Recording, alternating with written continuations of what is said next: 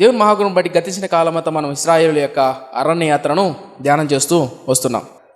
ఈరోజు మనం ఇశ్రాయేలు ప్రజలు ఎందుకు బానిసగా ఉన్నారు? 400 సంవత్సరాలు ఇశ్రాయేలు ప్రజలు ఎక్కడున్నారు? బానిసలుగా ఉన్నారు. ఎందుకు ఇశ్రాయేలు ప్రజలు 400 సంవత్సరాలు బానిసలుగా ఉండాల్సి వచ్చింది? వచ్చే వారం వాళ్ళ బానిసత్వం నుంచి బయటపడడానికి, విడుదల పొందడానికి వాడు పొందినటువంటి పాటలు ఏంటి, ఈ విషయాలను మనం ధ్యానం చేద్దాం. ఇప్పుడు ధ్యానం చేస్తున్న విషయాలు ఏవైతే ఉన్నాయో ఒక 10 ఏళ్ల తర్వాత మనం వెనక్కి తిరిగి చూస్తున్నాం అనుకో, సోషల్ మీడియాలో ఉంటాయి కదా, యూట్యూబ్లో ఉంటాయి కదా, ఒక 10 ఏళ్ల తర్వాత వెనక్కి తిరిగి చూస్తున్నా కూడా ఈ చరిత్రలో నుంచి మనం నేర్చుకున్న పాఠాలు అద్భుతంగా మన హృదయాన్ని తాకాల. రాజుల చరిత్ర మనం ధ్యానం చేసాం. పోయిన వారం కిందట నేను అలా సోషల్ మీడియాలో చూస్తూ ఉన్నా, ఆ రాజుల చరిత్ర ఫోల్డర్ అలా చూస్తున్నప్పుడు ఆశ్చర్యం అనిపించింది నాకు. ఏంది మనం ఇన్ని ధ్యానం చేసామా? క్రైస్తవ సమాజంలో చాలామందికి తెలియని పేర్లు. పెకహ్యా, యెహోరాము, ఏలియా రాసిన ఉత్తరము గుర్తుందా? ఏలియా ఉత్తరం రాశాడా? ఉత్తరం అంటే లవ్ లెటర్ కాదు, లెటర్ రాశాడు. ఎవరు? ఏలియా రాసిన ఉత్తరము. ఇలా అద్భుతమైన విషయాలు ధ్యానం చేశాం, అవునా కదా? క్రైస్తవ సమాజంలో 70% మంది ఈ విషయాలు టచ్ చేయరు, కానీ దేవుని మహాకృప మన పరిచయం గట్టి ఇచ్చాడు. ఒక 10 ఏళ్ల తర్వాత మనం వెనక్కి తిరిగి చూసుకున్నా కూడా ఈ వాక్యం మీద మనం కట్టుకున్న పునాది. ఒకవేళ వెనక్కి తిరిగి చూసి ఎవరైనా సోషల్ మీడియాలో కానీ, ఈరోజు ఉదయకాల దినాన నాన్న నేను మాట్లాడుకుంటూ మదనపల్లి ప్రాంతంలో ఒక సంఘటన జరిగింది. ఒక చిన్న పాప, 7 సంవత్సరాల పాపను గంజాయి తాగిన మత్తులో పాడు చేసి డ్రమ్ములో వేసారా, అంతేనా? నేను సోషల్ మీడియా కొంచెం దూరంగా ఉంటాయి న్యూస్, కానీ ఎందుకో తెలియదు, అది చూసినప్పుడు చాలా బాధ వేసేది. చిన్న పాప, 7 years అమ్మాయి, పరమ దుర్మార్గం. వాడు ఎంతున్నాడు మనిషి. ఎందుకు మనిషి వాళ్ళు తయారయ్యాడు? గంజాయి మత్తులో. ఒక్క రోజులో వచ్చేది కాదు అది. ఏదైనా తప్పు జరుగుతుందంటే వాడి హృదయం ఎంత మొద్దుబారిపడాలా, ఎంత మృగమై ఉండాలా, అంత మృగంలో తయారవుతున్నాడంటే మనిషి. కారణం ఏంటి?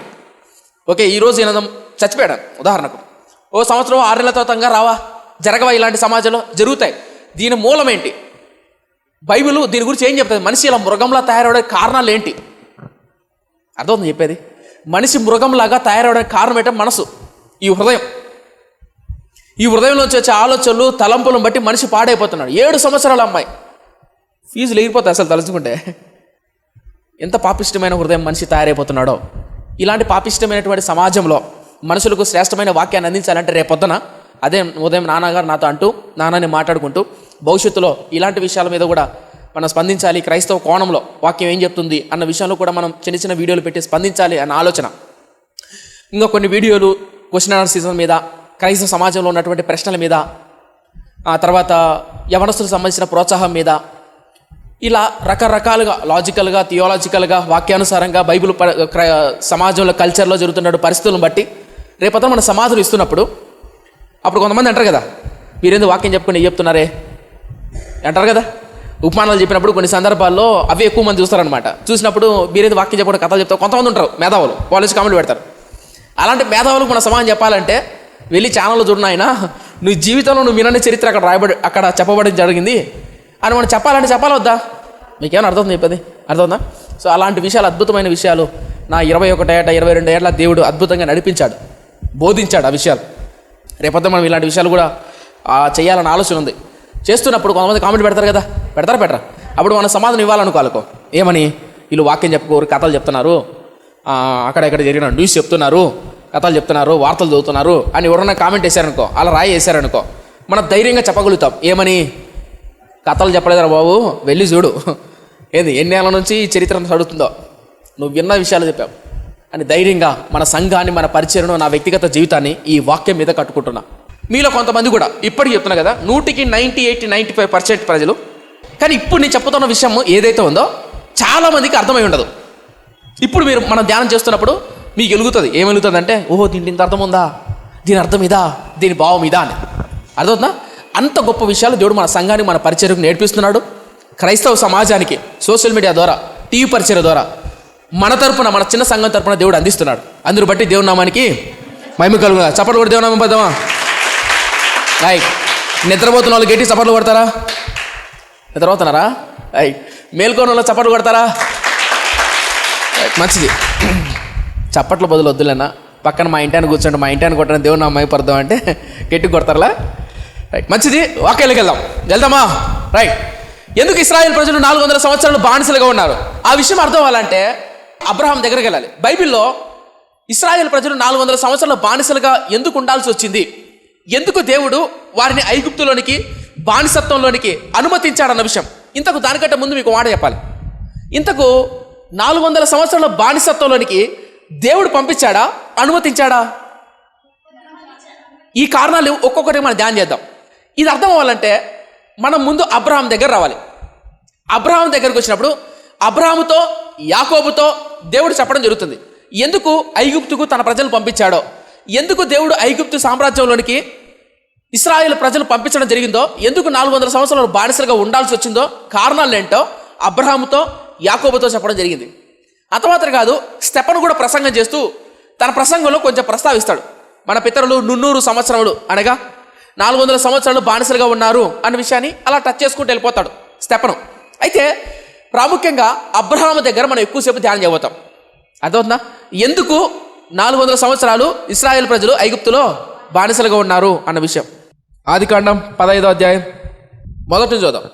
ఇవి జరిగిన తర్వాత యెహోవా వాక్యము అబ్రహామునకు దర్శనమందు వచ్చి, అబ్రామా అబ్రహామా అబ్రామా అబ్రామా భయపడకము, నేను నీకు ఖేడము, నీ బహుమానము అత్యధికమగునని చెప్పాను. అందుకు అబ్రాము, ప్రభువైన యెహోవా నాకేమిచ్చిననేమి, నేను సంతానము లేనివాడనై పోవుచున్నానే. తలపైకి అర్థమవుతాం.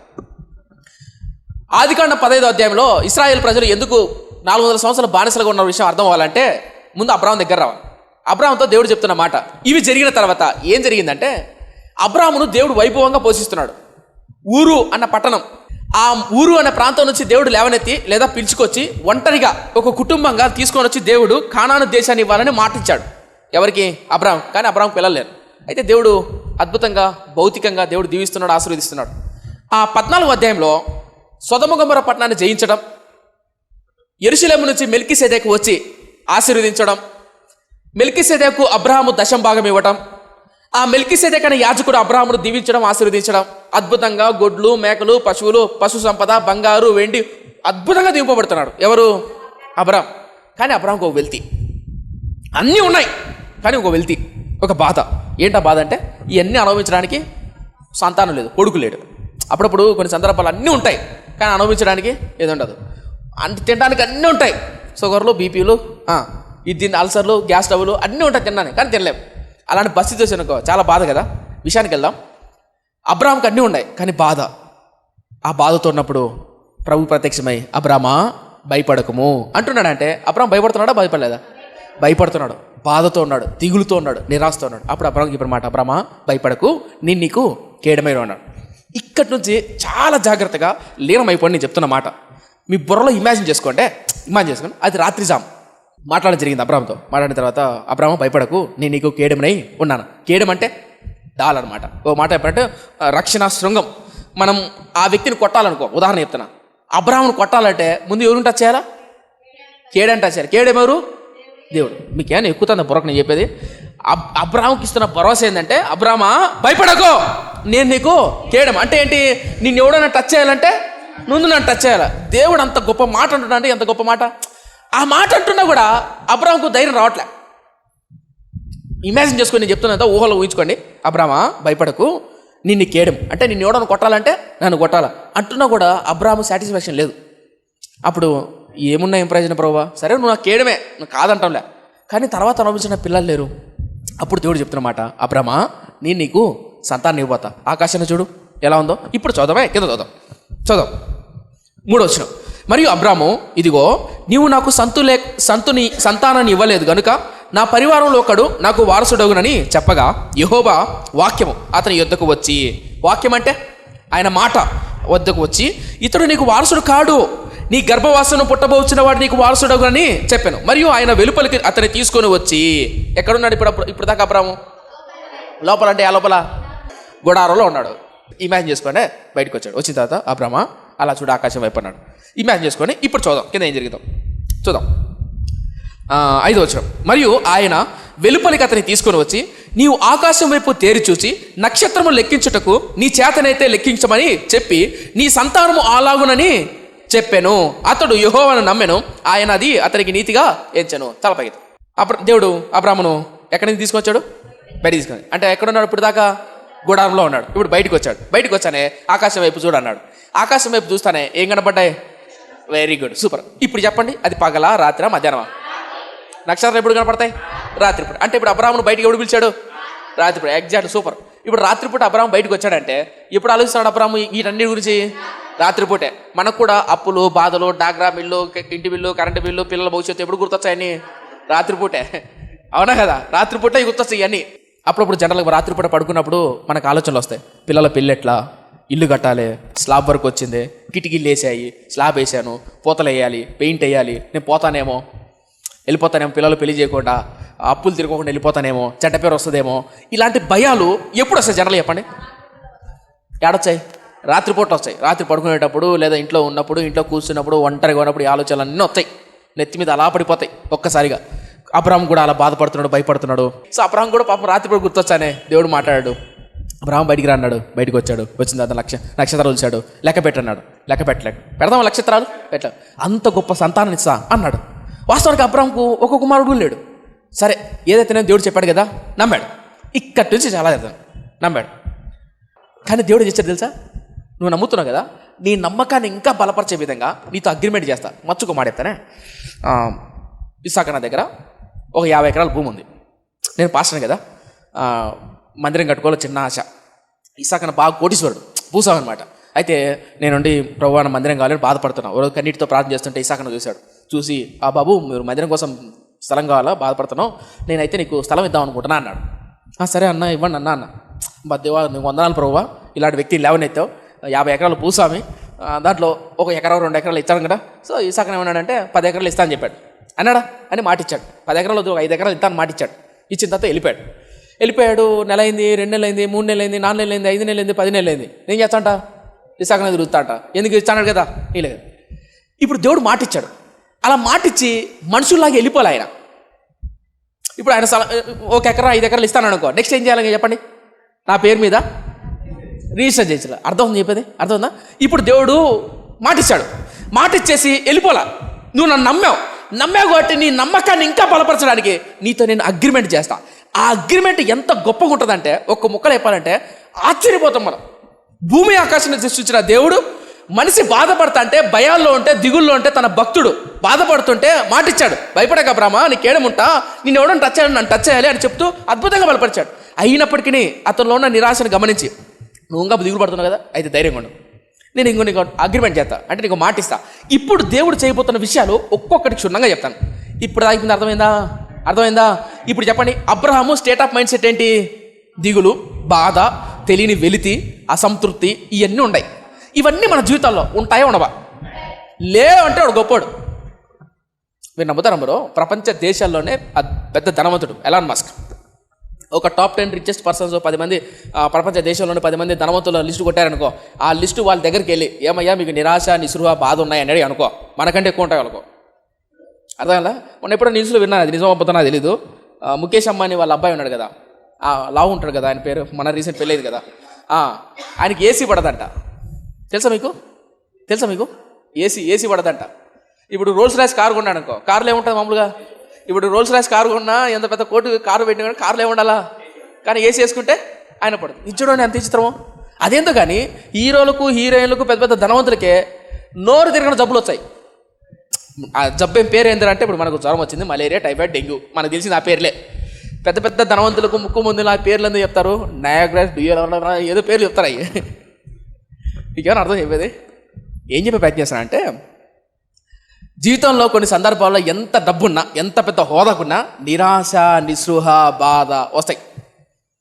మొన్న మా ఫ్రెండ్ ఒక అమ్మాయి బెంగళూరులో వాళ్ళ ఫ్రెండ్స్ మాట్లాడుకుంటూ చెప్తున్నారన్నమాట, మరొక వ్యక్తికి, బాగా డబ్బున్న అబ్బాయిని పెళ్లి చేసుకో, డబ్బు ఉంటే బాగా లైఫ్ సెటిల్ అవుతుంది, డబ్బు లేకపోతే చాలా ప్రాబ్లమ్స్ వస్తాయి, అది ఇది అని చెప్పేసి నేను ఆలోచించడం మొదలుపెట్టా. ప్రపంచంలో టాప్ రిచెస్ట్ పర్సన్ ఉంటుంది కదా, వాళ్ళకు పెళ్ళిళ్ళు చూడండి, అందరికి విడాకులైనాయి. అర్థం కదా? మరి డబ్బు ఉంటే ఎందుకు విడాకులైనాయి? ఏం చెప్పే ప్రయత్నం చేస్తున్నానంటే, మనిషిలో ప్రతి ఒక్కరి జీవితంలో నిరాశ, నిస్పృహ, వెలితి, బాధ, అసంతృప్తి వస్తాయి. ఇప్పుడు అబ్రహాంకి అదే పొజిషన్లో ఉన్నాడు. అలా అబ్రహాం అదే పొజిషన్లో ఉంటే, భూమి ఆకాశాన్ని సృష్టించిన దేవుడు అలాంటి భక్తుడి దగ్గరికి, అలాంటి మనిషి దగ్గరికి వచ్చి ఓదారుస్తున్నాడు, బలపరుస్తున్నాడు. భయపడ అబ్రహ్మ, నేను తోడున్నా. అంత మాత్రం కాదు, ఆ కింద నుంచి కొన్ని మాటలు చెప్తాడు. నేను మాట ఇచ్చా, ఏమని? నీకు స్థలం ఇస్తా, ఇసాక నాకు మాట ఇచ్చాడు, ఏమని? 1 ఎకరా ఇస్తాడు. ఇచ్చిందా సరిపోదు, ఏం చేయాలా? అగ్రిమెంట్ రాయాల. అప్పుడు నాకు ధైర్యం అర్థందా? అమ్మా దేని బట్టి ధైర్యం? అగ్రిమెంట్ని బట్టి ధైర్యం. ఇంకా నాకు ఏ ధైర్యం లేదు, అన్న రాయించాడు నాకు అని. అర్థమవుతుందా? ఇప్పుడు దేవుడు మాట ఇచ్చేశాడు. ఆయన మాట ఇవ్వడమే కాదు, అగ్రిమెంట్ చేశాడు. ఎలా చేశాడు తెలుసా అగ్రిమెంట్? 10 రూపాయల బాండ్ పేపర్ మీద, 20 రూపాయల బాండ్ పేపర్ మీద, మామూలు బాండ్ పేపర్ మీద అగ్రిమెంట్ చేసేది అదేగా చేసేది. ఎలా చేశాడు తెలుసా? ఇప్పుడు చూద్దాం, కింద చూద్దాం ఏం జరిగిందో. 7వ వచనం. మరియు ఆయన, నీవు ఈ దేశమును స్వతంత్రించుకున్నట్లు దాన్ని నీకిచ్చుటకు కల్దీయుల ఊరన్న పట్టణంలో నుండి నీ యూతలకు తీసుకొని వచ్చిన యెహోవాను నేనే చెప్పినప్పుడు అతడు, ప్రభువైన యెహోవా, నేను దీన్ని స్వతంత్రించుకునేదనని నాకెట్లు తెలియను అనగా. ఇది ఒక అద్భుతమైన మాట. ఏంటి నాకెట్లు తెలియను? ఆ తలపైకి ఎత్తండి. దేవుడు ఏమన్నాడు? ఈ భూమి అంతా నీకు ఇస్తానని అన్నాడు. సరే, ఇదంతా నేను తీసుకుంటానని నాకెట్లా తెలుస్తుంది? అలాగే ఇసాకన్నా, నువ్వు నాకు 5 ఎకరాల భూమి ఇస్తాను. ఈ 5 ఎకరాల భూమి నేను స్వతంత్రించుకుంటానని నాకెట్లా తెలుస్తుంది? ఈ 5 ఎకరాల భూమి అని నాకు ఎలా తెలుస్తుంది? ఎలా అంటే ఇదో, ఇసాకన్నా నేను అలానే సంజీవ్ తేజ అనే వ్యక్తికి రాయి ఉన్నది ఏమనగా అని అగ్రిమెంట్ రాశారు కదా. అప్పుడు ఆ అగ్రిమెంట్ మీద నువ్వు సంతకం పెట్టి నా పేరు మీద రాయిస్తే అప్పుడు దాన్ని నేను స్వతంత్రించుకున్నట్లు. అర్థమవుతుంది చెప్పేది? అర్థమవుతుందా? సరే, ఇప్పుడు అబ్రాహాం సేమ్ క్వశ్చన్ అడిగాడు. ఎవరిని? దేవుని. ప్రభువా, నువ్వు చెప్పావు బాగానే ఉంది, ఇది నాకు ఇస్తానని, దీన్ని స్వతంత్రించుకుంటాను నాకు ఎట్లా తెలుస్తుంది? ఇక్కడ ఒక అద్భుతమైన మాట చెప్పనా. దేవుడు ఎంత గొప్పవాడు అంటే, మనకు ఒక ఫీలింగ్ వచ్చింది అనుకో, అంటే బాధ వచ్చింది అనుకో, ఇది అవుతుందా కాదా నమ్మకం లేదనుకో, అడగచ్చు తెలుసా దేవుణ్ణి. నువ్వు ప్రార్థన చేస్తున్నప్పుడు, మోకాల మీద పడినప్పుడు, నా చేత కావట్లేదు ప్రభువా, నాకు భవిష్యత్తు అంటూ కానరావట్లేదు, నా పిల్లలు నా మాట వింటలేదు, నా భర్త నా మాట వింటలేదు, నా భార్య నా మాట వినట్లేదు అని చెప్పొచ్చు తెలుసా దేవునితో. నా చేత కావట్లేదు, నువ్వేమో వాగ్దానం చేసావు, నువ్వేమో మాట ఇచ్చావు, కానీ ఇక్కడ చూచా ఏం కావట్లేదు అని అడగచ్చు తెలుసా దేవునితో ఆ విషయం. అలా అడిగాడు అబ్రాహాం. అప్పుడు దేవుడు చెప్పాడు. ఇప్పుడు చూద్దాం అద్భుతమైన మాట ఏం చెప్పాడు చూడండి. 9వ వచనం. ఆయన అంటే ఎవరిడా? దేవుడు చెప్తున్న మాట. 3 ఏండ్ల పెయ్యను, 3 ఏండ్ల మేకను, 3 ఏండ్ల పొట్టేలను, ఒక తెల్లని గుబను, ఒక పావురు పిల్లను నా ఎద్దుకు తెమ్మని అతనితో చెప్పాడు. అతడు అవన్నీ తీసుకొని వాటిని నడుమునకు కడ్డించి దేని ఖండమును దాని ఖండమునకు ఎదురుగా ఉంచాడు. పక్షులను అతడు ఖండింపలేదు. గద్దల కళేబరముల మీద వాలినప్పుడు అబ్రాహామును వాటిని తోలివేశాను. ప్రొద్దుగుంక పోయినప్పుడు అబ్రాహామునకు గాఢ నిద్ర పట్టెను. భయంకరమైన కటిక చీకటిని అతని కమ్మగా ఆయన నీ సంతతి వారు తమది కాని దేశమందు నివసించి ఆ దేశపు వారికి దాసులుగా నుందురు. వారు 400 ఏండ్లు వీరిని శ్రమ పెట్టుదురు. వీరు ఎవరికి దాసులగుదురో ఆ జనమునకు నేనే తీర్పు తీర్చుదును. తర్వాత వారు మిక్కిలి ఆస్తితో బయలుదేరి వచ్చేదరు. నీవు క్షేమంగా నీ పితరుల యుద్ధకు పోయేదు. మంచి వృద్ధాప్యమందు పాటు పెట్టబడదు. అమోరీల అక్రమం ఇంకనూ సంపూర్ణము కాలేదు గనుక నీ 4వ తరము వారు ఇక్కడికి మరలా వచ్చేదరని నిశ్చయముగా తెలుసుకోమని అబ్రాహాముతో చెప్పాడు. 10వ వచనం.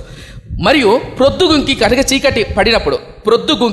చీకటి పడినప్పుడు రాజుచున్న పొయ్యు అగ్నిజ్వాలయు కనబడి ఆ ఖండముల మధ్య నడిచిపోయెను. ఆ దినమంది యెహోవా తలపై అది ఏమని అర్థమైందా? నీకు ఎంతవరకు అర్థమైంది నాకు తెలియదు, కానీ కొంచెం అర్థమవుతుంది, కొంచెం అర్థం కానీ నేను చెప్తా. మీలో కొంతమంది ఏమంటారంటే, అబ్రాహాము అడిగాడు తిరిగి దేవుని, ప్రభువా సరే ఈ భూమిని ఎట్లా స్వతంత్రించుకుంటా, నాకు ఎట్లా తెలుస్తుంది ఈ భూమి నాదే అని? ఈ ఇసాకని అడిగా అనుకో, ఈ 50 ఎకరాల్లో ఈ 2 ఎకరాలు 5 ఎకరాలు నాదే, నాకు ఎట్లా తెలుస్తుంది అంటే, ఇదో బాబు బాండ్ పేపర్ రాయిస్తాను నీ పేరు మీద అని అగ్రిమెంట్ చేశాడు. ఇప్పుడు అగ్రిమెంట్ చూస్తే నాకు ఏమనిపిస్తుంది? ఇది నాదే అని. అవునా? ఇప్పుడు దేవుని అడిగాడు నాకు ఎట్లా తెలుస్తుంది ఇది నాదే అని. అప్పుడు దేవుడు చెప్పడం మొదలుపెట్టాడు. అబ్రామా 3 ఏండ్ల పెయ్యను అంటే 3 సంవత్సరాల వయసు కలిగిన దూడ, పెయ్యి అంటే దూడను, పొట్టేలును, మేకను, పావురు పిల్లను తీసుకున్న తర్వాత నడికి కట్ చేయి. తెలుసా నడికి కట్టే? మీరు ఎప్పుడన్నా చికెన్ పహాంగా ఉన్నప్పుడు కోడి నిప్పుల మీద కలుపుతారు కదా, చూడలేదా? ఏదో ఊపడు కలకాయల చేతిలో, కాళ్ళ చేతిలో, చూశారు కదా? అప్పుడు నడికి కోస్తారు కదా. అలా ఇమాజిన్ చేసుకోండి, ఒక పెయ్యను ఒక మేకను నడికి కోసి ఈ పక్క పెట్టాలి. అర్థందా? మధ్యలో ఏముండాలి? గ్యాప్ ఉండాలి. అర్థం కదా? అలా చెయ్యి. ఇలా చేశాడు ఎవరు? అబ్రాహాం. అంటే 3 ఏండ్ల పెయ్యను, 3 ఏండ్ల మేకను, 3 ఏండ్ల పొట్టేలను తీసుకొని వచ్చి నడికి కోసి ఈ పక్క సగం పెట్టు. నీకేమైనా అర్థం అవుతుందా? నాకు మీరు ఏ రెస్పాన్సిబిలిటీ చెప్తుంది అర్థం కాలేదా? లేకుండా ఇంకా ఇట్టే చెప్పుకుంటూ పోతాను నేను. సో ఈ మధ్యలో ఏముంది? ఇప్పుడు గ్యాప్ ఉంది. Very good. ఇంకా అర్థం చెప్పాలంటే నేను పొట్టేలు అనుకున్నాను కాసేపు. నేను పొట్టేళ్ళని నన్ను నడికి కోసేసి ఈ పక్క భాగం ఈడ, ఈ పక్క భాగం ఈడ పెట్టే మధ్యలో ఏముంటుంది? గ్యాప్ ఉంటుంది. ఇప్పుడు నా ప్రశ్న, అలా చేయి అబ్రామా అని చెప్పాడా? ఇప్పుడు అబ్రాహాం ఏమడిగాడు ఇంతకు దేవుణ్ణి? ఈ భూమి నాదే అని, ఈ దేశం స్వతంత్రించుకోవడానికి నాకు ఎట్ట తెలుస్తుంది అని అడిగాడు. దానికి దేవుడు ఏం చెప్తున్నాడు? 3 ఏళ్ళ పొయ్యను, 3 ఏళ్ళ మేకను, 3 ఏళ్ళ పొట్టేలు ఇట్లా కోసి ఈ పక్క పెట్టమన్నాడు. అలా పెడితే ఎలా అవుతుంది? అర్థం కాలేదా? అర్థమైందా? మలయపాలా? అర్థం కాలేదా? ఇప్పుడు ఇసాకన్న వచ్చి ఇసాకన్నా 50 ఎకరాల భూమి ఉంది నీ దగ్గర, 5 ఎకరాలు నాకు రాయిస్తున్నావు. సరే ఇప్పుడు నాకు రాయాలంటే ఆయన ఏం చేయాలి? బాండ్ పేపర్ మీద సంతకాలు పెట్టాలి. అన్న సంతకాలు పెట్టుకోకుండా పానీపూరి బజ్జీలు తింటాను అనుకో, వస్తుందా నాకు? అది రాదు. ఏం చేయాలా? సంతకాలు పెట్టాలా. సరే ఇప్పుడు అడిగాడు అబ్రాము ఎలా సంతరించుకుంటానని. దేవుడు చెప్పాడు 3 ఏళ్ల పెయ్యను 3 ఏళ్ల మేకను ఇలా కొన్నడికి కోసి ఆ పక్క ఈ పక్క పెట్టినాయన అని చెప్పాడు. పెట్టిన తర్వాత ఏం చెప్పాడంటే పెట్టిన తర్వాత కూర్చో అంటే ఆ జంతువుల కళేబరాల మీద అలా పక్షులు వాళ్తున్నప్పుడు వాడు తరుగుతున్నప్పుడు అలా గాఢ నిద్ర వెళ్ళినప్పుడు అబ్రాము దేవుడు చెప్పడం మొదలుపెట్టాడు. ఏం చెప్పాడంటే కండిషన్ చెప్పడం మొదలుపెట్టాడు. అబ్రామా, నేను నీకు దేశాన్ని ఇస్తా, అయితే ఇచ్చే నీ పిల్లలు పొందుకోబోయే ముందు 4 తరాల వారు ఏరే వాళ్ళకు బానిసలుగా ఉంటారు. ఇలా ఎక్స్ప్లెయిన్ చేశాడు కండిషన్తో చెప్తూ. ఇంతకు ఇక్కడ నేను చెప్పదలుచుకుంది ఏంటంటే అలా కండిషన్ చెప్తూ ఇక్కడ ప్రాముఖ్యమైన అద్భుతమైన మాట ఇప్పటి వరకు నా ఆత్మయాత్రలో, అంటే నేను బైబిల్ చాలాసార్లు బైబిల్ చదువుతా, ఈ చదివిన దానిలో ఇప్పటి వరకు నాకు ఈ విషయం అర్థం కాల. కానీ పోయిన వారం నేను ధ్యానం చేస్తున్నప్పుడు నాకు అర్థమైన విషయం ఏంటంటే ఇప్పుడు చెప్తా చూడండి. ఏం జరిగిందంటే 15వ అధ్యాయం 17వ వచనం. మరియు ప్రొద్దుగుంకి కటిక చీకటి పడినప్పుడు రాజున్న పొయ్యి అగ్ని జ్వాలయు కనబడి ఆ ఖండముల మధ్య నడిచిపోయాను. తలపైకెత్తి ఆ ఖండముల మధ్య నడిచిపోయానంటే ఏంటి? ఇప్పుడు దాకా చెప్పా. నేను పొట్టేలు అనుకోండి, నేను మేకలు అనుకోండి, నడింగి కోసి ఈ పక్క భాగం ఈ పక్క కొట్టా. పెట్టిన తర్వాత అబ్రాహాముతో మాట్లాడాడు. పైన 4-5 వచనాలు మాట్లాడిన తర్వాత ఈ అగ్ని అంట ఆ ఖండముల మధ్య నడిచిపోయాను అనుందా? ఇప్పుడు ఒకసారి నా ట్యాబ్ చూపించు. ఈ పక్క పొట్టేలు మేకలు ఉన్నాయి, ఈ పక్క పొట్టేలు మేకలు ఉన్నాయి. ఈ మధ్యలో ఏముంది? దారి, కొంచెం దారి ఉంది. ఆ దారిలో ఇప్పుడు ఏమంటుంది? అగ్ని. ఉదాహరణకు చెప్తున్నది. రైట్, ఇదో కనపడుతుందా? ఆ పక్క ఈ పక్క జంతువులు ఉన్నాయి. అంటే మీకు అర్థం చెప్పేది? రైట్. ఇప్పుడు నన్ను చూపి. అంటే ఈ పక్క జంతువుల ఖండాలు ఉన్నప్పుడు, అంటే ఆ పక్క సగం ఈ పక్క సగం ఉన్నప్పుడు మధ్యలో ఏమవుతుందంట? అగ్ని నడుచుకుంటా పోయాననుందా? ఇంతకేంటది? ఏంటంటే అగ్రిమెంట్. అర్థం కాలేదేమో, మీకు అర్థం చెప్తా. ఇది ఇంచుమించు జరుగుతున్న సందర్భం ఏమంటే క్రీస్తు పూర్వం 3000-4000 సంవత్సరాల కిందట, ఇంచుమించు 2000 సంవత్సరాల కిందట జరుగుతున్న చరిత్ర. క్రీస్తు పూర్వం అంటే 4000 సంవత్సరాల కిందట జరుగుతున్న అగ్రిమెంట్. మీకు అర్థం చెప్పాలంటే పాతకాలంలో అగ్రిమెంట్లు పేపర్ మీద రాసుకునేవాళ్ళు. అంతకుముందు కాలంలో రాతి పలకల మీద రాసుకునేవాళ్ళు. కాలాలు మారుతున్న కొద్దీ అగ్రిమెంట్ చేసుకునే విధానం మారేది. ఇది అగ్రిమెంటు ఇంచుమించు క్రీస్తు పూర్వం 2000 సంవత్సరాల కిందట రాజులు, నాయకులు, గోత్రాధిపతులు ఎలా అగ్రిమెంట్ చేసుకునే వాళ్ళంటే నీ దేశం మీదకి నేను రాను, ఈ దేశం నాది, ఈ పొలిమేర నాది అని ఎలా అగ్రిమెంట్ చేసుకునే వాళ్ళంటే జంతువులు తీసుకొని వచ్చి బలి ఇచ్చి ఈ పక్క ఒక కండ ఈ పక్క ఒక కండ పెట్టి ఆ కండ మధ్య ఇద్దరు నడిచేవాళ్ళు. ఉదాహరణకు నేను ఈ దేశానికి రాజు అనుకోండి, ఆ దేశానికి ఇసాకని రాజు అనుకోండి. జంతువులు ఈ పక్క పెట్టేసి ఆ రెండింటి మధ్య తీర్మానం చేసుకుంటాం. నీ దేశానికి ఇది, నీ దేశానికి అగ్రిమెంట్ చేసుకుంటాం. చెప్పుకున్న తర్వాత ఇద్దరము ఆ 2 దారిలో ఈ పక్క జంతువులు ఉన్నాయి కదా, ఆ దారిలో ఏం చేయాలి? ఇద్దరము నడుచుకుంటూ పోవాలి. అలా నడుచుకుంటూ పోయి అగ్రిమెంట్ చేసుకోవాలి. అలా నడుచుకుంటూ పోతే దాని అర్థం ఏంటంటే ఎవరైతే ఈ అగ్రిమెంట్ బ్రేక్ చేస్తారో, అంటే ఈ కండిషన్ తోలుపుస్తారో, వాళ్ళు ఈ జంతువులు ఏ విధంగా విభజించబడ్డాయో అలా నాశనం అవుతారు అని. అప్పుడప్పుడు మా చిన్నప్పుడు మా అమ్మ మీద ఒట్టు, మా నాన్న మీద ఒట్టు అంటే దాని అర్థం ఏమని? అబద్ధం చేయమంటే మేము అంటారు కదా జనరల్గా, కూడా ఒట్టే గుర్తులేండి చెప్తున్నా ఉదాహరణ. అంటే మా చిన్నప్పుడు అలా ఉండేది. ఏం చెప్తున్నానంటే అబ్రాహాముతో దేవుడు ఈ విధంగా నిబంధన చేస్తున్నాడు. మీకు విచిత్రమైన ఆశ్చర్యపోయే విషయం చెప్పనా? ఎందుకు దేవుడు ఆ విధంగా అగ్రిమెంట్ చేస్తున్నాడంటే ఆ కాలంలో, రాజుల కాలంలో, ఆ దినాల్లో అగ్రిమెంట్ అలా చేసేవాళ్ళు. ఒకవేళ ఇమాజిన్ చేసుకోండి, ఈ కాలంలో అబ్రాహాం ఉంటే కనుక 100 రూపాయల బాండ్ పేపర్ మీద అంతా రాసిన తర్వాత కింద సంతకం పెట్టేవాడా లేదా దేవుడు? ఇంకేం అర్థం అవుతుందో అర్థం కాలేదో? అర్థమైతే ధనులు ఈ మాట. ఇది ఆ కాల పరిస్థితులను బట్టి దేవుడు ఆ విధంగా అగ్రిమెంట్ చేశాడు. అబ్రాహాంకి అర్థం విధంగా, అబ్రామా ఈ భూమి నిజంగా నీకు ఇస్తా. ఎలా ఇస్తావు? అగ్రిమెంట్ చేసుకున్నావు. ఎలా అగ్రిమెంట్ చేసుకున్నావు? ఇప్పుడు ఈ జంతువుని ఈ పక్క పెట్టి ఇద్దరు నడవాలి. కానీ ఇక్కడ ఎవరు నడిచారు చెప్పండి? దేవుడు ఒక్కడే నడిచాడు. ఇంకొక ఆశ్చర్య విషయం చెప్పనా? దేవుడు ఒక్కడే నడిచాడు. అంటే ఇప్పుడు అగ్రిమెంట్ బ్రేక్ అయిందనుకో, ఆ నిబంధన బ్రేక్ అయిందనుకో, ఆయన సంతానం కానీ అబ్రాహాము సంతానం 400 సంవత్సరాల తర్వాత బానిసలు ఈ దేశం ఇవ్వకపోతే దేవుడు ఏమవ్వాలి? ఇప్పుడు ఆ ఖండాల ప్రకారం అవ్వాలా? నీకేమైనా అర్థమవుతా? అంటే ఆ కాలంలో జరుగుతున్నటువంటి చుట్టూ సాంప్రదాయ పద్ధతుల ప్రకారం దేవుడు అబ్రాహాముతో అగ్రిమెంట్ చేస్తున్నాడు. ఇదో అబ్రామా, ఇలా నేను జీవితంలో అగ్రిమెంట్ చేయబోతున్నా చూడు, కావాలంటే జంతువులదా ఈ పక్కన పెట్టు, నువ్వు నమ్ముతున్నావు కదా అగ్రిమెంట్ అంటే. ఆ ఖండముల మధ్య అగ్ని జ్వాలగా దేవుడు అలా నడుచుకుంటూ పోతూ తీర్మానం చేశాడు. ఆ తీర్మానం ఆ అగ్ని జ్వాలగా నడిచే ముందు కొన్ని కండిషన్స్ చెప్పాడు. కండిషన్స్ కాదు కానీ ఏం జరుగుతుందో ప్రణాళిక చెప్పాడు. మీకు అర్థం ఈ మాట చదువుతున్నప్పుడు ఆశ్చర్యం అనిపించే మాట, అద్భుతమైన మాట, నా హృదయాన్ని ఓదార్చిన మాట. ఏంటన్నమాట అంటే భూమి ఆకాశాన్ని సృష్టించిన దేవుడు ఒక మనిషి అడిగితే మనిషి అడిగితే భూమి మీదకి వచ్చి నిబంధన చేస్తూ ఆ ఖండముల మధ్య తనకు అర్థమయ్యే కోణంలో, తను కోరుకున్న విధంలో, తనకు ఎలా అయితే అర్థమవుతుందో ఆ కోణంలో తను సమాధానం ఇచ్చాడు. హెబ్రీయులకు రాసిన పత్రిక 1వ అధ్యాయం 1వ వచనం తీస్తారా ఒకసారి? హెబ్రీయులకు రాసిన పత్రిక 1వ అధ్యాయం 1వ వచనం.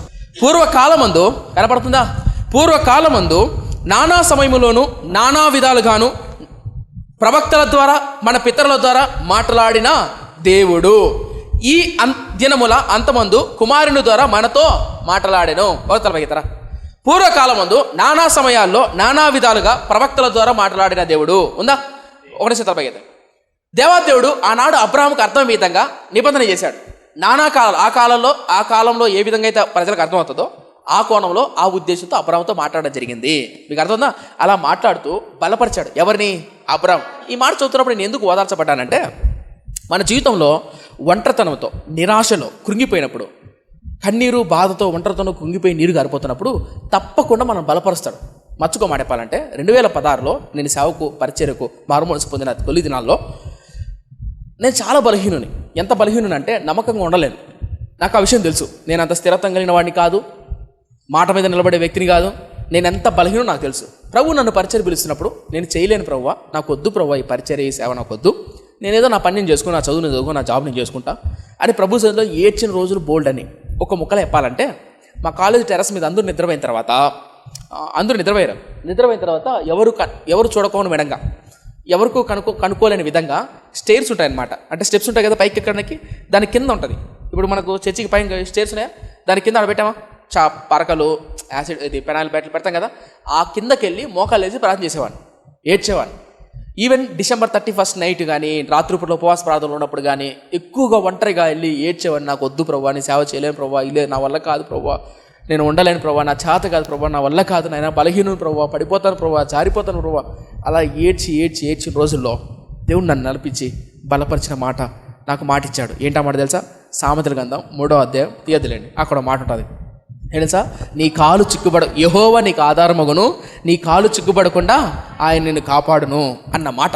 అది ఎప్పుడు తెలుసా? 2016లో దేవుడు నాకు ఇచ్చిన వాగ్దానం. నమ్ముతారా? ఎప్పుడు? 2016లో దేవుడు నాకు ఇచ్చిన వాగ్దానం. ఇప్పుడు ఆ వాగ్దానాన్ని చేత పట్టుకొని ఇంతవరకు ఈ 10 ఏళ్ళు, ఇప్పుడు 2026, ఈ 10 ఏళ్ళు నా కాలు చిక్కుబడుకోకుండా నన్ను కాపాడే కారణం తెలుసా? ఆ వాగ్దానం, ఆ మాట.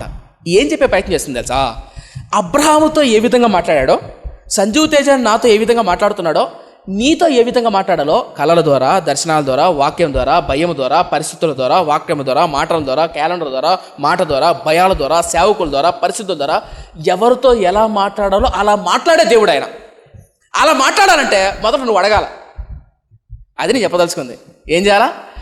అది నువ్వు అడగాల. అబ్రహాము బాధతో, చింతతో, దిగులతో ఉన్నాడు. అబ్రహాం అడిగాడు దేవుడిని, ప్రభువా నా భవిష్యత్తు ఏంది, నా బతికేంది. ఆ దేవుడు ఏం చేశాడు? అబ్రహాముకు నిబంధన చేశాడు. ఈ మాట చదువుతున్నప్పుడు ఆశ్చర్యం అనిపించింది. భూమి ఆకాశాన్ని సృష్టించిన దేవుడు మనిషికి సమాధానం ఇవ్వాల్సిన అవసరం ఉందంటావా?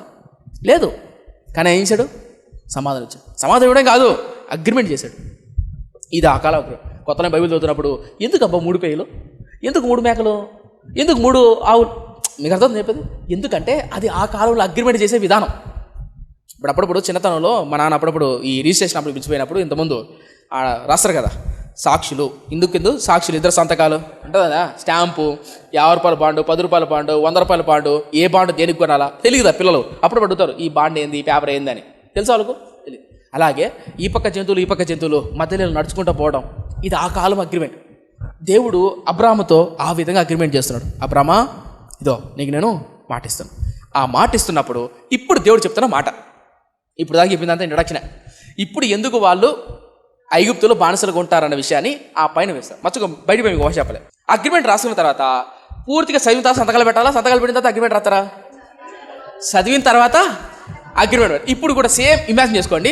ఈ పక్క ఖండన ఉంది, అంటే జంతువులు కలేపరాలు ఉన్నాయి. ఉన్న తర్వాత ఇప్పుడు వెంటనే నడుచుకుంటూ పోలే ఆ అగ్ని. అర్థమవుతుందా? ఇప్పుడు ఆ కలేపరాలు ఉన్న తర్వాత దేవుడు చెప్పడం మొదలుపెట్టాడు.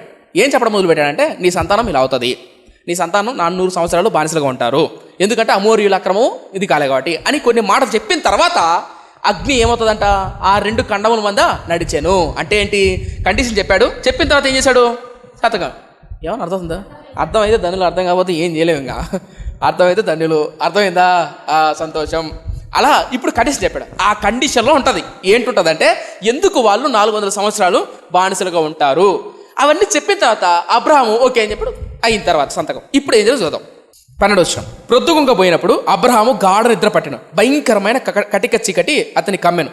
ఆయన ఇప్పుడు దేవుడు చెప్పడం మొదలుపెట్టాడు. ఏంటి ఆ కండిషన్స్? ఆయన నీ సంతతి వారు తమది కాని పరదేశమందు నివసించి ఆ దేశపు వారికి దాసులుగా నొందురు. వారు 400 ఏండ్లు వీరిని శ్రమ పెట్టుదురు. వీరు ఎవరికి దాసులగుదురో ఆ జనమునకు నేనే తీర్పు తీర్చుదును. తర్వాత వారు మిక్కిలి ఆస్తుతో బయలుదేరి వచ్చెదరు. నీవు క్షేమముగా నీ పితరుల యొద్దకు పోయేదవు. మంచి వృద్ధాప్యమందు పాటి పెట్టబడదువు. అమోరీయుల అక్రమం ఇంకనూ సంపూర్ణము కాలేదు గనుక నీ 4వ తరము వారు ఇక్కడికి మరలా వచ్చేదరని నిశ్చయముగా తెలుసుకోనమని అబ్రాహాముతో చెప్పాను. మరియు ప్రొద్దుగింకినప్పుడు కటిక చీకటి పడినప్పుడు రాజుచున్న పొయ్యియు అగ్ని జ్వాలయును కనబడి ఆ ఖండముల మధ్య నడిచిపోయాను. రైట్, తలప కదా. ఆ ఖండముల మధ్య నడిచిపోయానంటే అర్థం ఏమని? సంతకం పెట్టినట్టు అర్థం. అర్థందా? ఇప్పుడు నా ప్రశ్న, పైన కండిషన్ చెప్పాడు. కండిషన్ ఏంటేంటి? నువ్వు అడిగావు ఈ దేశాన్ని ఎలా సంతరించుకుంటానని. నీ ప్రజలు, నీ పిల్లలు ఎలా సంతరించుకుంటారంటే ఇదో ఇలా 400 సంవత్సరాలు బానిసలుగా ఉంటారు. బానిసకున్న తర్వాత వాళ్ళని విడుదల చేస్తాను. ఎవరినైతే వీరు బానిసలు పెట్టుకున్నారో వాళ్ళకి తీర్పు తీరుస్తాను. ఎందుకు అలా తీర్పు తీరుస్తాను? ఏం జరుగుతుందంటే అమోరీయుల అక్రమము ఇది సంపూర్ణం కాలేదు కాబట్టి ఇవన్నీ జరుగుతాయి అబ్రామా అన్నాడు. అలా అన్న జరిగిన తర్వాత గమ్ముకున్నాడు అబ్రామ్. తర్వాత దేవుడు ఏం చేశాడు? కింద సంతకం పెట్టాడు. అంటే ఆ ఖండముల మధ్య నడుచుకుంటూ వెళ్ళి ఏం చెప్పే పైకి చేస్తాడంటే ఒక భక్తుడు ఇలా అంటాడు. ఏం చెప్తాడంటే మర్చుకోమాడైతే మీ కడుపును పుట్టిన పిల్లలను లేదా మీ పిల్లలను 10 ఏళ్ల తర్వాత భయంకరంగా కొట్టబోతున్నా, బానిసత్వంలో అప్పగించబోతున్నా, నీకు ఒక పొడుముని ఇస్తా, నీకు ఒక పిల్లల పొట్ల ఇంతవరకు నీకు ఒక పిల్లని ఇస్తా, కొడుకుని ఇస్తా. ఇచ్చిన తర్వాత ఆ పిల్లవాడు పెరిగిన తర్వాత 15 ఏళ్ల వయసులో భయంకరమైన శ్రమకు అప్పగిస్తా. తర్వాత మళ్ళీ నేను ఆ శ్రమ నుంచి విడిపిసి లేవనెత్తా అని చెప్పారు అనుకో. జనరల్గా 100-10-20% మంది జనరల్గా చెప్తాను, ఇంత శ్రమ ఉందా, వద్దులే. అసలు అర్థం కాలేదు, అర్థమైందా? కింద అబ్రాహాము ఏం చెప్పాలి సమాధానం? నువ్వు వద్దు, నీ సంతానం వద్దు, నీ బిడ్డలు వద్దు, మాకు వద్దు, ఇది దీవెన అంటారా? అంటారా? అర్థమైతే దాని ఈ మాట అర్థం చేసుకోవడం చాలా కష్టం. నేను చెప్తున్న మాటలు ఇవి. ఈ కండిషన్ అన్ని చెప్పిన తర్వాత అబ్రాహాము ఏమన్నాడా? అయితే వద్దులే. ఎందుకు చెప్పు? శ్రమలు ఉన్నాయి కాబట్టి. ఇప్పుడు ఏం చెప్పాలి? అబ్రాహాము వద్దులే అని చెప్పాలి. కానీ అబ్రాహాము ఇప్పుడా చెప్పలే. ఎందుకు చెప్పండి? దాని తర్వాత నువ్వు ఎలాగూ తీర్పు తీరుస్తావు, నువ్వు ఎలాగూ లేవనెత్తావు. కాబట్టి నాకు కాకపోతే నాకు సంతానం కావాలి, ఆ సంతానం ద్వారా నీ నామము మహింపరచబడాలి. కాబట్టి దేవుడు ఆ కండిషన్ చెప్పినా కూడా అబ్రాహాము ఆటంకం చెప్పాలి. ఏం చెప్పే ప్రయత్నం చేస్తున్నా అంటే కొన్ని సందర్భాల్లో దేవుడు మనతో మాట్లాడుతున్నప్పుడు, కష్టాల్లో శ్రమల్లో అనుమతి ఇచ్చినప్పుడు, ఆ అనుమతి ఇచ్చినప్పుడు నో చెప్పకుండా నేను తట్టుకోలేకపోతే, నా వల్ల కావట్లేదు, నీ చేత కావట్లేదు అని ఉద్దేశం అడుకో. వాడు అలాగే ఉంటాడు. మర్చుకోమాట చెప్తానే. మీరు ఎప్పుడైనా బాయిలర్ కోడి గమనించారా? ముగిచ్చేస్తున్నా, వచ్చే వారం చెప్తాను. ఎప్పుడైనా బాయిలర్ కోడి గమనించారా? బాయిలర్ కోడి అండి, బాయిలర్ కోడి నేను గమనించింది చెప్తా. బాయిలర్ కోడి ఈ నుంచి ఆడి పక్కకు కూడా జరగదు. అది గమనించారా ఎవడన్నా? బాయిలర్ కోడి పక్కకు కూడా జరగదు, ఆడనే కూర్చుంటుంది. మనమే గింజలు దాని దగ్గర పెట్టాలా. అది తలకాయ కూడా ఊపుతుంది అంతే, కాలు కూడా ఊపదు. అది గమనించలేదు ఎప్పుడు? బాయిలర్ కోడి దగ్గరికి అన్నీ వచ్చాంటాయి గింజలన్నీ. మనం ఒకవేళ బాయిలర్ కోడి ఇంటికి తెచ్చుకున్నా గింజలు అంత దూరంలో పెట్టి, ఇంతెందుకు ఇది కోడి అనుకో, బాయిలర్ కోడి ఈడ గింజలు పెట్టుకోండి, రాదు. అది మనమే దాని దగ్గర పెట్టాలా. నడసదు. తన బాడీలో ఏదైనా కదలగలిగింది ఏదైనా ఉందంటే తలకాయ. అది కోడికి ఉంటుంది కదా, అది ఒకటి ఉంటుంది అంతే. ఏది? బాయిలర్ కోడి. నాటుకోడి చూడండి, మామూలు కూడదుగా. ఇంకా ఈ పందెం కోళ్ళు ఉంటాయే, దాని కళ్ళు, దాని ముక్కు, దాని కాళ్ళు స్ట్రాంగ్ ఉండదు చూడ, పొట్టెలు కాళ్ళు ఉన్నట్టు ఉంటాయి. ఎందుకు మాడిపోయానంటే ఏ వ్యక్తి అయితే ఎక్కువ కష్టపడతాడో, ఏ వ్యక్తినైతే దేవుడు ఎక్కువ కష్టాలకు శ్రమలకు అప్పగిస్తాడో, ఆయన ప్రణాళికలో నడిపిస్తాడో, దాన్ని భరిస్తాడో, వాడికి ఎక్కువ విలువ ఉంటుంది. అబ్రామా నీ పిల్లలు 400 సంవత్సరాలు బానిసంగా ఉంటారు అన్నప్పుడు అబ్రామా ఏం చెప్పాలా? నీ బానిసత్వానికి పోతాండావు, నీకు పోతాండావు అని చెప్పాలా. కానీ అబ్రామా ఏమైనా చెప్పాడా? చెప్పలా. ఎందుకు తెలుసా? ఆ బానిసత్వం తర్వాతే ఐగుప్తు దేశం వణికిపోయింది. ఆ బానిసత్వం తర్వాతే 40 సంవత్సరాలు అద్భుతంగా అరణ్యంలో పోషించాడు. చరిత్రలో చెప్పుకునే చరిత్రలో నిలిచిపోయే విధంగా దేవుడు లేవనెత్తాడు. ఏం చెప్పే ప్రయత్నం చేస్తున్నాడంటే ఏ వ్యక్తి అయితే కష్టం గుండా వెళ్తాడో, ఏ వ్యక్తి అయితే దేవుడు అనుభవించే కష్టాన్ని స్వీకరిస్తాడో, అంగీకరిస్తాడో, భరిస్తాడో, ఆ వ్యక్తిని దేవుడు రాటు తెలుస్తాడు, విలువైన పాత్రగా మలుస్తాడు. ఏ సేవకునైనా తీసుకోండి, ఏ విశ్వాసనైనా తీసుకోండి, ఏ దైవజనైనా తీసుకోండి, ఏ భక్తునైనా తీసుకోండి. ఏ భక్తుడైతే, ఏ వ్యక్తి అయితే, ఈవెన్ చదువుకుంటున్న పిల్లలైనా సరే, ఏ పిల్లలైతే కష్టాలు గుండా, శ్రమల గుండా, కన్నీటి గుండా ఓర్చుకొని దిగుతాడో వాడి విలువ ఎక్కువ ఉంటుంది. సుఖంగా పెంచుతారు కొంతమంది. ఎట్టా ఒరే అడిపోయి కేజీ చికెన్ తెప్పని అనుకో, నేను పోనపో అంటారు. ఇట్ట గిన్నె అట్ట పెట్టరు. అర్థం కదా? అంత సుఖంగా పెరిగాడు అనుకో, బాయిలర్ కోడి లెక్క. నిజం చెప్తానా, నరకడమే ఏముండదు. నాటుకోడికి విలువ ఎక్కువ, బాయిలర్ కోడికి విలువ తక్కువ. ఏ యవనస్తుడైతే ఎక్కువ కష్టపడతాడో, ఏ యవనస్తుడైతే చదువు విషయంలో, తన భవిష్యత్తు విషయంలో ఎక్కువ ప్రయాసపడతాడో వాడికి విలువ ఎక్కువ ఉంటుంది, వాడి మాటకు విలువ ఎక్కువ ఉంటుంది, వాడి చూపుకు, వాడి ప్రవర్తనకు విలువ ఎక్కువ ఉంటుంది. కొంతమందితో మాట్లాడాలంటే టైం ఇవ్వాలి తెలుసా. మర్చుకోమాడేస్తాను. కొన్ని హాస్పిటల్కి వెళ్ళామనుకో, కొంతమంది డాక్టర్లు 50 రూపాయలు ఫీజు తీసుకుంటారు, 100 తీసుకుంటారు, 200 ఫీజు తీసుకుంటారు, 500 ఫీజు తీసుకుంటారు. తెలుసా? Doctor fee separate, medicine fee separate. ఏమండి, అవునా కదా? అవునా? ఎందుకు కొంతమంది డాక్టర్లు 200 తీసుకుంటారు, కొంతమంది 500 తీసుకుంటారు? మీరు బెంగళూరు గట్ట వెళ్ళారనుకో 2000 తీసుకుంటారు. తెలుసా? అర్థం కాలేదు మనం చెప్పింది. ఈ ఎగ్జాంపుల్ అర్థం కాకపోతే ఇంకేం చేయలేను నేను. ఇంతకంటే ఇది కొన్ని హాస్పిటల్ పిల్లలు పిలుచుకెళ్ళామనుకో, డాక్టర్ ఫీజు కట్టాలా, డాక్టర్ తీసుకోడు క్యాష్ వెళ్ళరని. బయట ఒక అమ్మాయి ఉంటుంది, టోకన్ ఇస్తుంది. ఆ అమ్మాయి డబ్బులు తీసుకుంటుంది, 500 డాక్టర్ ఫీజు అని తీసుకొని టోకన్ ఇస్తుంది. పో లోపలికి అని డాక్టర్ గారికి వెళ్తావు. వెళ్ళిన తర్వాత కొంతమంది డాక్టర్లు 200 తీసుకుంటారు, కొంతమంది 500 తీసుకుంటారు, కొంతమంది 1000 తీసుకుంటారు. నువ్వు బెంగళూరు, హైదరాబాద్ పెద్ద పెద్ద పట్టణాలు అయితే 2000, 2500, 5000, 10,000 కూడా తీసుకుంటావు. అవునా? ఇప్పుడు నా ప్రశ్న, నువ్వు 500 కట్టావనుకో డాక్టర్ ఫీజు, ఎంతసేపు డాక్టర్ దగ్గర కూర్చుంటావు? ఇసాకనా 10 నిమిషాలు కూర్చొని, డాక్టర్ గారు ఎట్లా ఉంది ఈరోజు, ఏం తిన్నారు, ఏం కూర, ఏం పచ్చడి, ఏం కథ, ఎట్లా ఉంది తమరు గారు అడుగుతారా? సరే, ఎన్ని నిమిషాలు కూర్చుంటారు?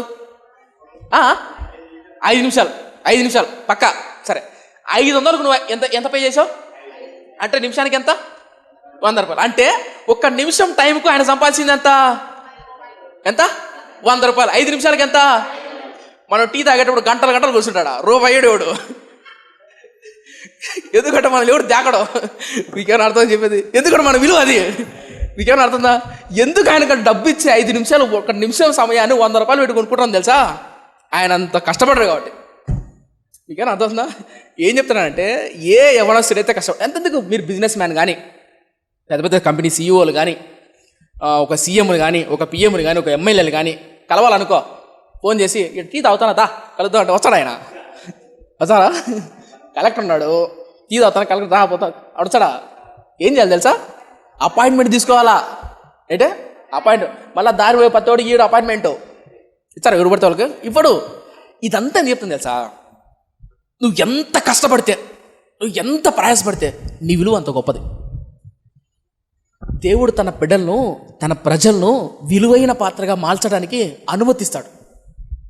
ఆ అనుమతికి ఒప్పుకుంటే దీవింపబడతావు, విలువైన పాత్రగా మలుస్తాడు. అబ్రాహాము అడ్డం చెప్పలే, వద్దు ప్రభువా నీకు వదండం, ఈ బానిసత్వానికి వదండం అని చెప్పలే. ఏం చెప్పాడు తెలుసా?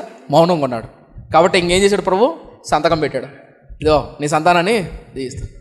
ఎప్పుడైతే ప్రభు సేవలోకి, పరిచయంలోకి వస్తున్నప్పుడు, మారు మనసు పొందుతున్నప్పుడు దేవుడు చెప్తాడు అద్భుతమైన మాట. పౌలు, నువ్వు నా సేవకు వస్తావు కదా, వచ్చినప్పుడు అనేకులు నిన్ను తిడతారు, అనేకులు నా నామం ఎదుట. ఆ మాట బాగుంటుంది, చూద్దాం. అపోస్తలుల గారి గ్రంథం తీద్దాం. అపోస్తలుల గారి గ్రంథం 13వ అధ్యాయం, త్వరగా 15వ వచనం. అందుకు ప్రభు, నువ్వు వెళ్ళుము, అన్యజనుల ఎదుటను, రాజుల ఎదుటను, ఇశ్రాయేలు ఎదుటను నా నామం భరించుటకు ఇతడు నేను ఏర్పరచుకుని సాధనమై ఉన్నాడు. ఇతడు నా నామము కొరకు. ఇతడు అంటే ఎవరాడా? పౌలు అనే వ్యక్తి. చూడండి, ఇతడు నా నామము కొరకు ఎన్ని శ్రమలు అనుభవింపవలెనో నేను ఇతనికి చూపుదునని అతనితో చెప్పాను. ఒకటి తలపైకి ఇతర. దేవుడు ఎంత గొప్పడంటే, పరిచయకి పిలిచే ముందే చూపిస్తాడు అంత సినిమా. అంటే ఏంటి? అగ్రిమెంట్ ముందే ఎత్తాడు. ఏమని? నా దగ్గరకు వచ్చే ఇవి ఉంటాయి, ఓకే అంటేనే పెట్టు సంతకం, లేదంటే వెళ్ళిపో. అర్థం కాల. ఈ శిష్యులు వచ్చారు యేసుక్రీస్తు దగ్గరికి, నన్ను వెంబడించారు. ప్రభువా పైతులు అడుగుతాడు, నేను వెంబడిస్తే మాకేంటి అడిగారా? నిన్ను వెంబడిస్తే నాకేంటి అడిగాడు పేతురు, 12 శిష్యులు. ఏసేమని చెప్పాడు? ఎవరు నాయన, ధనవంతులాగా ఈ భూమి మీద మీరు ఆస్తి సంపాదించుకోవడం వీల్లేదు, నా నామాన్ని బట్టి తిడతారు, కొడతారు, ఊర్లోకి బట్టి తిప్పుతారు, చెప్పాడు యేసుప్రభు. చెప్పిన తర్వాత పేతురు అన్నాడు, ఇంత పడుతుందా, ఇంత శ్రమ ఉంటుందా, సరే మాకేంటి అని అడిగాడు. వాడు దేవుడు చెప్పాడు. ఏం చెప్తున్నానంటే, ప్రభు సేవలోకి క్రైస్తవురాలిగా ప్రభువుని అంగీకరించిన తర్వాత రాబోతున్న శ్రమలు, కష్టాలన్నీ ముందు దేవుడు చెప్తాడు. అర్థం కాలేదా? వచ్చిన అలా చిన్న బయలుపరుతాడు. ప్రభు చూపించాడు పౌలుకు శ్రమను. చూపించిన తర్వాత ఓకే అంటేనే. అర్థం కాలేదా? ఏం చెప్పి పరిచయిస్తున్నా అంటే, మన పిల్లలకు కానీ, మన ఆత్మీయ యాత్రలో కానీ దేవుడు కొన్నిసార్లు అనుమతిస్తాడు అంటే భయపడకండి. విచిత్రమైన గొప్ప తత్వం ఏంటంటే, దేవుడు ఒక శ్రమను అనుమతిస్తున్నా ఆ శ్రమను భరించే శక్తిని కూడా ఇస్తాడు. ఆ శ్రమలో తోడే ఉంటాడు. మరి ఎందుకు అనుమతించాల్సిన అవసరం ఏముంది? అలా దీవిస్తే పోతుంది కదా. అర్థం కాలేదా? అర్థమైందా? ఎందుకు అలా చేయాలి? అలా చేయకపోతే దాని విలువ తెలియదు. ఈ కారణాలు ఏంటో తర్వాత మనం ధ్యానం చేయబోతాం. తర్వాత 7 కారణాలు ధ్యానం చేయబోతాం. కానీ ఇక్కడ నేను చెప్పాలి ఇంట్రడక్షన్, ఇంకా నేను అసలైన వాక్యాలకు వెళ్ళా. ఎందుకు 400 సంవత్సరాలు బానిసలుగా ఉన్నారన్న విషయాన్ని ఇంకా లోపలికి వెళ్ళా. కేవలము అబ్రాహాముతో దేవుడు చేసిన నిబంధన ప్రకారం వాళ్ళు బానిసత్వానికి వెళ్తారు. అంటే బానిసత్వానికి వెళ్తారనే కంటే నిబంధన తెలియజేస్తాడు, నిబంధన చేస్తాడు. అబ్రామా, నీ పిల్లల్ని దీవిస్తా, ఆశీర్వదిస్తా. అయితే వాళ్ళు ఏమవుతారంటే బానిసలుగా వెళ్తారు. అయితే ఇప్పుడు బానిసలుగా పంపించాలో వద్దా, లేదా పంపించాలంటే దేవుడు పంపించాడు కానీ అనుమతిస్తాడు. ఉదాహరణకు యోబుకు శ్రమలు వచ్చాయి. ఆ శ్రమ దేవుడు పెట్టాడా? యోబుకు శ్రమలు దేవుడు పెట్టాడా? ఎవరు పెట్టాడని ప్రశ్న. సాతాను పెట్టాడు, దేవుడు అనుమతించాడు. అర్థం కాలేదు, అర్థమైందా? అది ఎందుకు అలా అనుమతించాడంటే భరించాను. మీరు కావాలంటే అబ్జర్వ్ చేయండి. ఏ వ్యక్తి అయితే ఎక్కువ కష్టపడతాడో, ఏ వ్యక్తి ఎక్కువ ప్రయాసపడతాడో తన భవిష్యత్తు కొరకు, ఆ వ్యక్తిని దేవుడు స్థిరపరుస్తాడు, బలపరుస్తాడు. నా ఆత్మీయాత్రలో నేను ప్రభువుని అంగీకరించిన దినాల్లో వాక్యం అర్థం కానప్పుడు పట్టుదలగా చదివేవాడిని. ఓడిపోతే ఇంకెక్కువ చదివాని, కసిగా చదివాని, ఎలాగైనా చేయాలి చదివేవాడిని. అలా రాటు తేలి ఏమంటారు, వాక్యం విషయంలో ఎక్కడైనా సరే, వాక్యంలో ఏదైనా ప్రశ్న అడిగినా, ఒక మాట అడిగినా, వాక్యంలో ఈ సందర్భం గురించి అడిగినా, అలా చెప్పడానికి అనర్గళంగా మాట్లాడడానికి కారణం ఏంటంటే అలా చదివేవాడిని, అలా కష్టపడేవాడిని. అర్థం కాలేదా? చదువుతున్నప్పుడు అలా కష్టపడితేనే. ఈరోజు చాలామంది యవనస్తులు ఎలా తయారయ్యారు చెప్పనా?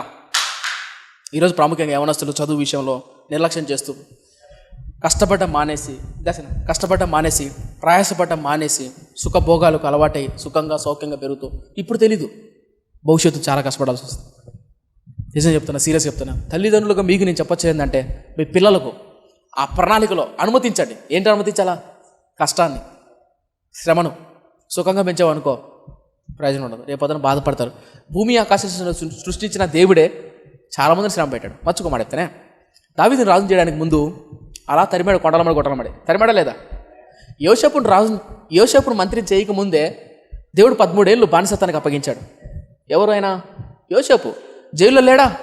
ఉన్నాడా? తప్పు చేశాడు యోసేపు ఏమన్నా? మరి దేవుడు ఎందుకు అనుమతించాడు? నీతిమంతుడు కదా యోసేపు. ఎందుకు జరిగింది? ఎందుకంటే అనుమతించాడు ఆయన. ఎందుకు అనుమతించాడో వచ్చే వారం మనం ధ్యానం చెబుతాం. ఫైనల్గా చెప్పదలుచుకుంది ఏంటంటే, ఈరోజు మనం నేర్చుకున్న పాఠం ఏంటంటే, మీ జీవితాల్లో మీ ఆత్మయాత్రలో నిరాశ వచ్చినప్పుడు, నిస్రువు వచ్చినప్పుడు, కృంగిపోయినప్పుడు అడగండి ప్రభును. తప్పులేదు అడగడంలో. ఏమని? కృంగిపోతున్నానయ్యా, నా చేత కావట్లేదయ్యా, నా ముందు కనపడడం లేదు, నేను చేయలేను, నా వల్ల కాదు అని అడగండి. తప్పులేదు, అడగండి. ఆయన ఏం తెలుసా? మాట ఇస్తాడు నీకు. అప్పుడు అబ్రాహాంకి ఇచ్చాడు, ఇప్పుడు నీకు ఇస్తాడు ఆయన. ఇయ్యడా? ఆ కాలంలో అబ్రాహాంకి ఎట్ట అయిందో అట్లా అర్థమైంది. ఈ రోజుల్లో మనకి ఎట్లా అర్థమవుతుందో అట్లా అర్థం చేసి వాడతాడు. మరి నంబర్ చెప్తే నా ఆత్మీయాత్రలు అలా ఎన్నో జరిగాయి. ఇక్కడ కూర్చున్న వాళ్ళ ఆత్మీయాత్రలో కూడా జరిగింటాయి. ఈ వాక్యాన్ని వింటున్న వాళ్ళు కూడా తమ ఆత్మీయాత్రలో దేవుడు ఒక్కొక్కరితో ఎలా మాట్లాడాలో, ఎలా ఓదార్చాలో, ఎలా మాట ఇవ్వాలో, ఎలా ప్రామిస్ చేయాలో అలా ప్రామిస్ చేస్తాడు దేవుడు. అబ్రాహాముతో అప్పుడు అలా చేశాడు, ఇప్పుడు మనతో కూడా ఆయన చేస్తాడు. అబ్రాహాముతో అలా చేశాడు, మనం కూడా అడగచ్చు. అడగండి హృదయపూర్వకంగా. అడగందే ఆయన ఏం చేయడు. అడగంది అమ్మాయి నా మాట అని అవలోకంలో సామెత. అడగకపోతే ఏం పొందుకోలేవు. మీరు అడగండి, శక్తి వచ్చే లేకుండా ఆయన ఇస్తాడు అంటాడు. సో అడుగుదాం ప్రభువును, ప్రభువా నా బాధ ఇది, నా వేదన ఇది, నా కళ్ళ ముందు కనిపించట్లేదు, ఆరోగ్యం, బిడ్డలు, భవిష్యత్తు, వివాహం, ఏదైనా సరే నా చేత కావట్లేదు. అడగండి, అప్పుడు ఆయన మాట ఇస్తాడు. భయపడకు, నీ తోడున్నా. లేదా నువ్వు తప్పుడు మార్గం వెళ్తుంటే సరైన మార్గంలో పెడతాడు. సో అడగదాం. తర్వాత మన పిల్లలకు దేవుడు ఒకసారి అనుమతిస్తే, ఏదైనా శ్రమను, బాధను, కష్టాన్ని అనుమతిస్తే భరించే శక్తిని అడగండి. భయపడకండి, కృంగిపోకండి, నీరు గారిపోకండి. శ్రమ దినమున కృంగినేడలా చేతగాని వాడిపోదు. కాబట్టి చేతగాని వాళ్ళలాగా ఉండద్దండి. ఈ సేవలో, ఈ పరిచయలో నేను నేర్చుకునేది ఏంటంటే, నిందలు, అవమానాలు, బ్యాడ్ కామెంట్స్ ఉంటాయి కదా, నిందలు, అవమానాలు, తిట్టేవాళ్ళు, గేలి చేసేవాళ్ళు, ఇవన్నీ ఉన్నప్పుడు అనుమతించుకోవడాలు అయిపోతానే సక్సెస్ అవుతాం. మన పిల్లలుగా చెప్తాం, నేను పిల్లలుగా చెప్తా, ఈ వయసులో ఎంత కష్టపడితే అంత రాటుకు వెళ్తావు. మళ్ళీ చెప్తాను, బాయిలర్ కోళ్ళ ఉంటావా, నాటుకోళ్ళ ఉంటావా, ఇష్టం. ఇంతకు మించిన ఎగ్జామ్ ఏం చేయలేము. బాయిలర్ కోడ్ అయితే తలకాయ ఉడుకుతుంది. అదేంతో కానీ కొంతమంది భోజనం టయానికి లేస్తారు, మళ్ళీ పడుకుంటారు. మళ్ళీ భోజనం టయానికి లేస్తారు, మళ్ళీ పడుకుంటారు. అర్థం కదా? స్నానం వారానికి ఒకసారి చేస్తారు, మళ్ళీ ఇంట్లోనే ఉంటారు. మళ్ళీ కొంతమంది చిత్రంగా ఒకసారి పల్లెకి వెళ్ళాను నేను. మా ఇలా వెళ్తాను కదా, మా బంధువుల వాళ్ళ ఇంటికి వెళ్ళినప్పుడు నొలక మంచం ఉంటుంది కదా, నొలక మంచం దాన్ని ఏమంటారు, నొలకే కదా, నొలక మంచం తాడుతూ ఉంటుంది అనమాట. పల్లెల్లో మేము సంత చెట్టు కింద ఆడ కూర్చుండేవాళ్ళం. పెద్దామ, మా బంధువుల్లో ఉన్నావు పెద్దామ, ఊర్లో ఉండే పెద్దోళ్ళు ఉంటారు, ముసలోళ్ళు. ఆ ముసలోళ్ళు మంచాల దగ్గరికి వెళ్ళామనుకో, కింద ఒకటి ఉంటుంది చెంబు, ప్లాస్టిక్ డబ్బాలు ఉంటాయి, ఆ డబ్బాలు ఇసుకుంటుంది. ఓసారి నేను ఏం చేశానంటే, ఆడుకుంటే క్రికెట్ బాల్ ఉంటుంది కదా, వెళ్ళింది మంచం కిందకి వెళ్తే మంచం కిందకి వెళ్తా, డబ్బా ఉంది ఆడ. ఏంది డబ్బా తీసుకో. సరే ఏంది చూస్తే ఒక్కాకు ఉంటుందా? ఒక్కాకు ఇక్కడి నుంచి బయటికి వెళ్ళి నడిచి కూడడానికి బరువు అని చెప్పేసి ఇంత మంచం కింద పెట్టుకుంటారు. ఆ మంచం కింద పెట్టుకోవడం, మళ్ళీ దాంట్లో ఉంచడం, మళ్ళీ మంచం కింద పెట్టుకోవడం, మళ్ళీ దాన్ని చూచడం, మళ్ళీ పెట్టుకోవడం. అంటే ఉంచడానికి కూడా వెళ్ళరు. పొరపాటున అది లేదనుకో, ఏది మంచం కింద డబ్బా అంతే, ఇంకా చుట్టూ ఉంటుంది. ప్యాడిల్ వెళ్తారే మంచం చుట్టూ ఫుఫ్ అని చుట్టూ చల్లింటారు. ఇంకా ఏం చేశానంటే కొంతమంది ఇంట్లో ఉంటారు, మళ్ళీ ఏ పని చేయరు, ఏ పని చేయరు. పొద్దున్న సాయంత్రం వరకు మళ్ళీ అల్లారం కూడా పని చేయదు. ఆ విషయం మొబైల్ ఫోన్ ఉంటుంది 1 గంటకు అలారం కొట్టని, అది కూడా కొన్నిసార్లు తప్పు పోతుందేమో తప్ప వీళ్ళు మాత్రం భోజనం టయానికి లేచారు, మళ్ళీ అయిపోతే మళ్ళీ పడుకుంటారు. ఏం పని ఉండదు. ఏం చెప్పి ప్యాక్ చేశానంటే దయచేసి పిల్లలు అలా పెంచకండి. ఎలాగా? బాయిలర్ కోడి ఎట్టయితే తలకాయ ఉడుపుతుందో తినేటప్పుడు మాత్రం లేచి మిగతా టైంలో పడుకునే పెంచకండి. రేపొద్దున వాళ్ళు పెంచారనుకో మనమే బాధపడాలి. విలువ ఉండదు, వాళ్ళకు విలువ ఉండదు. ఎంత కష్టపడితే, ఎంత ప్రయాసపడితే ఈరోజు సమాజంలో, సొసైటీలో. ఎందుకు ఈ విషయం చెప్తానంటే దేవుడు నమ్ముకున్న పిల్లల ప్రాముఖ్యం ఎందుకు ఎక్కువ సోమరులు అయిపోతారు? ఎందుకు చెప్పనా? దేవుడు దీవిస్తాడన్నా. ఏడే దేవుడు దీవిస్తాడు. ఎక్కడుంది? నీకు మాట చెప్పనా? అబ్రాహాము కొడుకు ఇస్సాకు కొడుకు కష్టపడేవాడు, ఇస్సాకు కొడుకు యాకోబు కష్టపడేవాడు. వాళ్ళకి వాగ్దానాలు లేవా? దేవుని తోడు లేదా? ఉంది. యాకోబు అంటాడు, రాత్రికి ఎండకు వానకు తడిసిపోయింది నేను అంటాడు, కష్టపడ్డాను అంటాడు. ఎవరు? యాకోబు. అలా ప్రయాసపడ్డాడు. మన పిల్లలు మాత్రం దేవుడు తోడున్నాడు, దేవుడు వాగ్దానం చేశాడు, నా పిల్లలు, నా సంతానం దేవుడు దీవిస్తాడు. అబ్బా, అలా ఎంత కష్టపడితే అంత గొప్పగా రాడితే వెళ్తాం. నీ మాటకు విలువ పెరుగుతుంది. నా ఆత్మీయ అనుభవంలో చెప్తున్నా, నేను ఎంత ఎక్కువ చదివితే, నేను ఎంత ఎక్కువ దేవుని సమయంలో కష్టపడితే నా మాటలో ప్రభావం నేను గమనించగలిగాను.